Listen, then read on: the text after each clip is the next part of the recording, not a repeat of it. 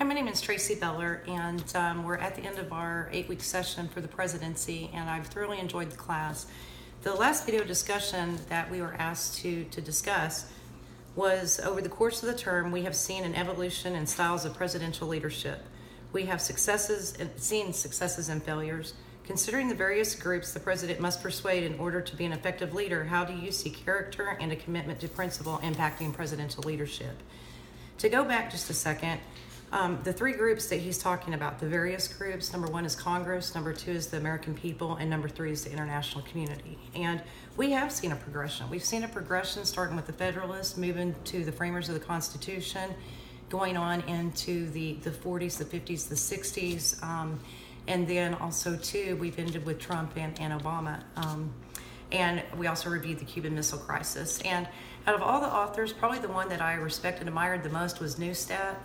Neustadt's work was premised on not only him being a practitioner, but also a scholar. And with that being said, I have a lot of admiration for him simply because he wielded the presidential office as one that's a clerkship that only has the power to persuade. Which I thought was really interesting because that falls into the rhetoric, that falls into the question about how do I see the character and the commitment to principle impacting presidential leadership. You know, when I thought about that, I thought, what is a leader? And I went back to read some of Aristotle's earlier writings, and he talks about the government. Also, too, I went back to the Bible, and the Bible specifically talks about speech 55 times throughout it. And as I was looking up different Bible verses, one of the things that was impressed upon me is that speech is a God-given gift. As a matter of fact, it says in 2 Corinthians 8, verse 7, "Now as you excel in everything, in faith and in speech, and in knowledge and in all diligence, and in your love for us, see that you excel in this gift also."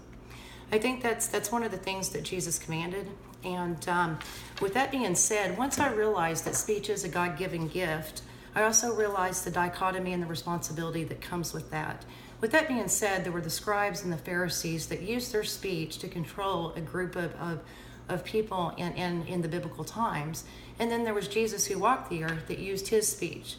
And it was so eloquent and well-spoken, but always premised and predicated on love.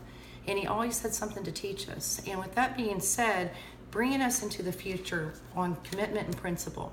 Back to Aristotle. Aristotle talked about vice and virtue. And when I think about the character and the commitment to principle impacting the presidential leadership, I think of it just like I do with the biblical speech. There's the dichotomy of everything. Speech and rhetoric can be used to influence things that are good, can also be used to influence things in a negative way. And that's what the Bible verses that contain speech talk about as well, is that the tongue can be used to hurt something or hurt somebody, or it can be used to prop something up.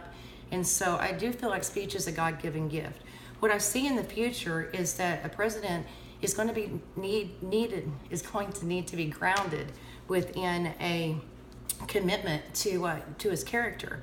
And in that character, he's either going to act out of vice or virtue. And in relation to Congress, the president's got limited powers there. And he can veto a bill. And he's got to have a working relationship with Congress. And his speech is important. President Trump had a really hard time getting elected in his own party in the primaries. And even with the Republican Congress and Republican House, he's having a hard time getting things passed because of some of his rhetoric choices that he's made. He actually has a demonic speech, which influences the public, the American people, and he's able to use his power or persuasion because he talks in terms that aren't governmental. He talks in terms that the everyday commoner can understand.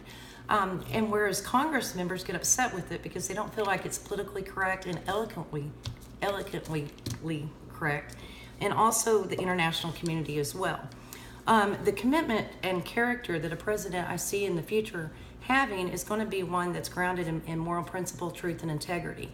There's a lot of things that President Trump uses as far as his rhetoric that concern me. It concerns me with how he speaks to other Congress members almost in a disrespectful manner. He does have the American people swayed. The other part of that is that within the international community, he promotes a thing of American exceptionalism, and that is a little bit concerning for me as well, just simply because we live in an international community that requires cultural understandings, that require an economic work sharing. And even though I do believe America needs to be great again, I think there's better ways to go about handling this initiative, which goes back to the principle and the character that a president's going to act from. Thank you.